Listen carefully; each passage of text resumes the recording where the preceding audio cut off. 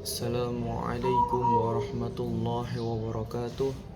Perkenalkan, nama saya Maulana Al-Azhar, NIM 231070006, mau mengerjakan atau melaksanakan tugas UTS ilmu dakwah, yaitu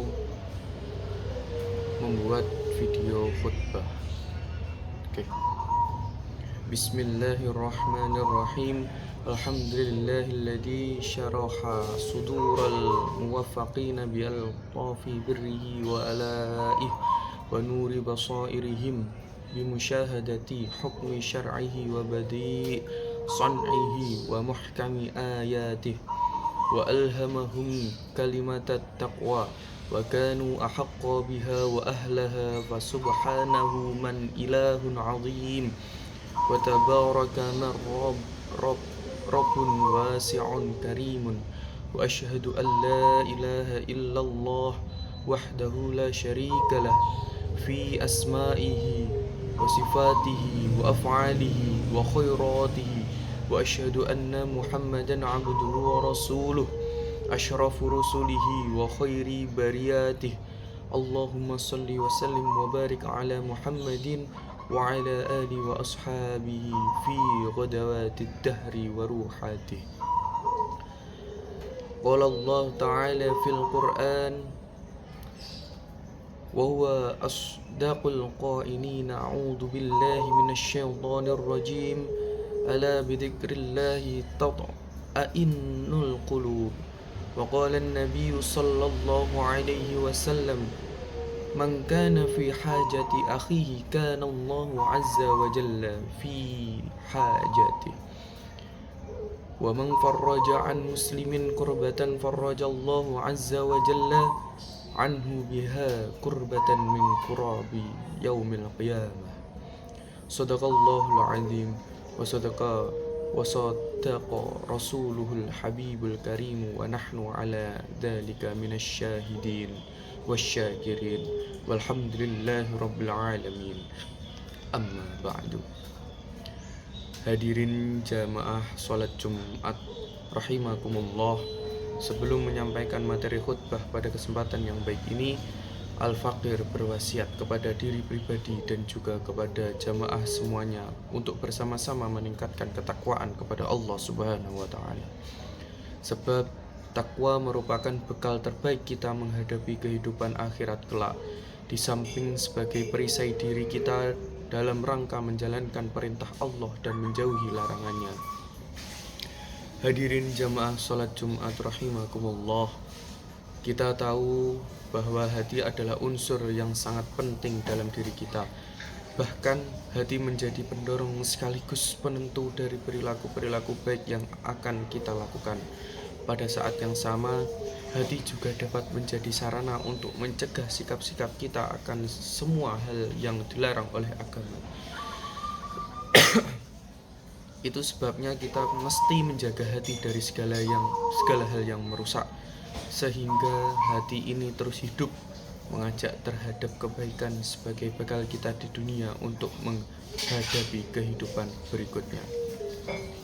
Terkait hal ini, Rasulullah SAW telah mengingatkan kita semua melalui sabdanya sebagai berikut: ala wa inna fil jasadi mudghah, idza solahal jasadu kullu, wa idza fasadat jasadu kullu, ala wahyal qalb. Artinya, ingatlah bahwa dalam tubuh itu ada segumpal daging. Jika daging itu baik, maka baik pula seluruh tubuh. Jika daging itu rusak, maka rusak pula seluruh tubuh. Daging tersebut ialah hati. Hadis riwayat Al-Bukhari. Jamaah salat Jumat rahimakumullah, sabda Rasulullah tersebut harus menjadi pengingat kita bersama agar jangan sampai hati ini rusak ataupun mati, sehingga tak punya sensitivitas terhadap apapun, termasuk terhadap petunjuk dan ajakan-ajakan istiqomah melaksanakan aneka kebaikan sebagaimana yang digariskan syariat. Ini tentu sangat bahaya. Orang yang hatinya sudah mati, ia hidup hanya dengan raganya saja, tapi sesungguhnya kosong akan nilai-nilai spiritual. Imam Ibnu Athaillah dalam matan Al-Hikamnya menyebutkan tanda hati seseorang yang sedang mati. Min alamati mautul qalbi adamul husni ala ma fataka minal muwafiqati wa tarkun nadam ala ma fa'alta min wujudis salat. Artinya salah satu kematian hati adalah tidak adanya kesedihan atas kesempatan ibadahnya yang terlewat dan tidak adanya penyesalan atas kekhilafan yang pernah dilakukan. Demikian ini sama halnya dengan apa yang dijelaskan Syekh Ibnu Ajibah, namun beliau menambahkan satu lagi tanda hati yang sudah mati. Pertama, tidak bersedih atas kesempatan ibadah yang terlewat. Kedua, tidak menyesali perbuatan buruk yang telah dilakukan. Ketiga, bersahabat dengan orang-orang lalai yang juga mati hatinya. Hadirin jamaah salat Jumat rahimakumullah. Tanda-tanda yang disebut Imam Ibnu Athaillah dan Syekh Ibnu Ajibah itu jangan-jangan semuanya ada pada diri kita tanpa kita sadari, atau salah satu di antara ketiganya kerap kita lewati begitu saja tanpa tahu bahwa sesungguhnya hati ini sudah mati. Nauzubillahi min dzalik. Mari kita selalu memohon kepada Allah agar senantiasa diberikan kemudahan dalam menjalankan perintah-perintahnya dan mudah pula untuk meninggalkan segala larangan-larangannya. Manusia tentu saja memiliki dosa kepada Allah Subhanahu wa taala, dosa kecil ataupun dosa besar, disengaja ataupun tidak. Tapi ingat bahwa rahmat dan ampunan Allah Subhanahu wa taala tidak ada habisnya. Satu hal yang paling penting di balik kesalahan-kesalahan yang barangkali terlanjur sudah kita lakukan, yaitu berikhtiar sekuat tenaga menjaga hati ini agar tidak mati. Kita jaga agar terus hidup, karena dengan begitu jalan tobat selalu terbuka untuk kita semua, dimanapun, dalam kondisi bagaimanapun dan kapanpun. Syukur-syukur dalam waktu yang sesingkat-singkatnya, sahabat Abu Musa al-Ash'ari radhiyallahu anhu meriwayatkan sebuah hadis Nabi Muhammad sallallahu alaihi wasallam tentang perbedaan orang yang hatinya hidup dan orang yang hatinya mati, kering dan gelap. Qala Rasulullah sallallahu alaihi wasallam, man sarrathu hasanatuh wa sa'athu sayi'atuh fahuwa mu'minun.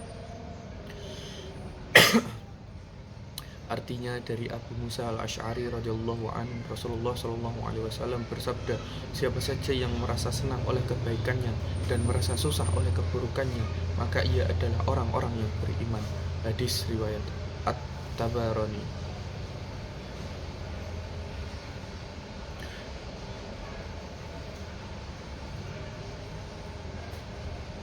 Hadirin jamaah salat Jumat rahimakumullah. Sekali lagi Al-Fakir mengingatkan bahwa ampunan Allah demikian luas.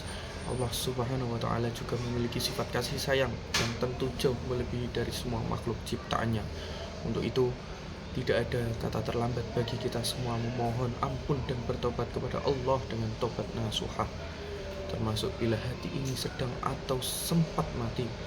Mari kita hidupkan kembali, mari kita sinari kembali sehingga kembali menjadi penuntun kita untuk terus dekat dengan Allah Subhanahu wa taala. Dijelaskan dalam kitab Kifayatul Atqiya karya Syekh Abu Bakar, ada 5 hal yang dapat mengobati hati. Pertama, membaca Al-Quran dengan penghayatan arti dan maknanya. Kedua, membiasakan diri dalam kondisi tidak kenyang atau dengan banyak berpuasa. Ketiga, beribadah di waktu malam, baik dengan sholat, membaca Al-Quran, berzikir, dan sebagainya. Keempat, mendekatkan diri kepada Allah sedekat-dekatnya di waktu sahur. Kelima, berkumpul dengan orang-orang yang soleh yang dapat membimbing dan menjadi cermin kehidupan yang lebih baik. Demikian khutbah Jumat singkat ini, semoga menjadi pengingat sekaligus spirit kita untuk terus berikhtiar menjadi hamba yang lebih baik. Semoga bermanfaat. Barakallahu li wa lakum fil Qur'anil azim wa nafa'ani wa iyyakum bima fihi minal ayati waz zikril hakim wa taqabbalallahu minni wa minkum tilawatah innahu huwas samiul alim. Aqulu qawli hadza wa astaghfirullahal azim li wa lakum wa lisairil muslimin wal muslimat fastaghfiruhu innahu wal ghafurur rahim. Khutbah kedua. Alhamdulillahilladzi amarna bil ittihadi wal i'tisam بحبل الله المتين أشهد أن لا إله إلا الله وحده لا شريك له إياه نعبد وإياه نستعين وأشهد أن محمدا عبده ورسوله المبعوث رحمة للعالمين اللهم صل على سيدنا محمد وعلى آله وأصحابه أجمعين إن الله ملائكته يصلون على النبي يا أيها الذين آمنوا صلوا عليه وسلموا تسليما وصلى الله على سيدنا ومولانا محمد وعلى آله وصحبه وسلم اللهم اغفر للمؤمنين والمؤمنات والمؤمنين والمؤمنات الأحياء منهم والأموات إنك سميع قريب مجيب الدعوة ويا قاضي الحاجات برحمتك يا أرحم الراحمين اللهم إنا نعوذ بك من عذاب جهنم ونعوذ بك من عذاب القبر ونعوذ بك من فتنة المسيح الدجال ونعوذ بك من فتنة المحيا والممات اللهم إنا نعوذ بك من هم والحزن ونعوذ بك من حجز والكسل ونعوذ بك من جبن والبخل ونعوذ بك من غلبة الدين وقهر الرجال ربنا آتنا في الدنيا حسنة وفي الآخرة حسنة وقنا عذاب النار عباد الله إن الله يأمركم بالعدل والإحسان وإيتاء ذي القربى وينهى عن الفحشاء والمنكر والبغي يعظكم لعلكم تذكرون فاذكروا الله العظيم يذكركم وادعوه يستجيب لكم ولذكر الله أكبر والسلام عليكم ورحمة الله وبركاته.